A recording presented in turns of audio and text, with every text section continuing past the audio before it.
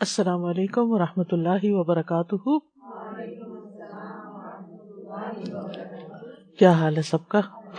الحمد للہ. نحمده ونصلی علی رسولہ الکریم. اما بعد فاعوذ باللہ من الشیطان الرجیم. بسم اللہ الرحمن الرحیم.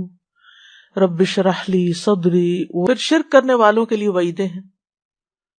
شرک ظلم عظیم ہے، سب سے بڑا گناہ ہے، اللہ کے نزدیک سب سے زیادہ ناپسندیدہ عمل ہے، ناقابل معافی گناہ ہے.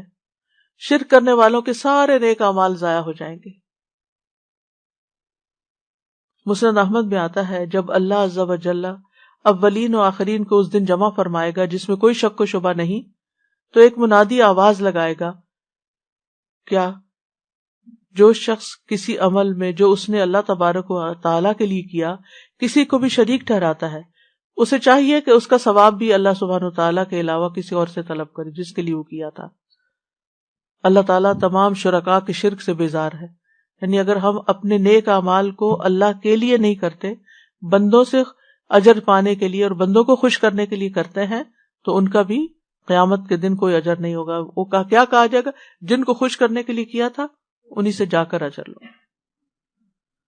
پھر یہ کہ مشرک کے لیے جنت حرام ہے، اس کا ٹھکانہ ہمیشہ کے لیے جہنم ہے. تو اس لیے بہت ضروری ہے کہ توحید کو جاننے کے ساتھ ساتھ شرک کو بھی جانا جائے، کفر کو بھی جانا جائے، اور پھر توحید کے حصول کے لیے دعائیں کی جائیں کہ اللہ ہمیں توحید خالص عطا فرما، اور اس کا اظہار کیا جائے، کثرت سے لا الہ الا اللہ پڑھا جائے، کیونکہ افضل الذکر ہے لا الہ الا اللہ. اس کا بھی ایک کارڈ موجود ہے، آئی ڈونٹ نو کہ whether ابھی بک سٹور میں ہے یا نہیں، لیکن لا الہ الا اللہ کے جتنے بھی فائدے اور ثواب ہیں وہ سب اس میں لکھے ہوئے ہیں. اردو انگلش دونوں میں موجود ہے. آن لائن بھی آرڈر کر سکتے ہیں اگر کسی کو باہر سے منگوانا ہے. پھر آپ دیکھیے کہ لا الہ الا انت سبحانک انی کنت من الظالمین، یہ کلمہ توحید تھا جس کی وجہ سے اللہ تعالیٰ نے حضرت یونس علیہ السلام کو مچھلی کے پیٹ سے نکال دیا اور ان کی توبہ قبول کر لی.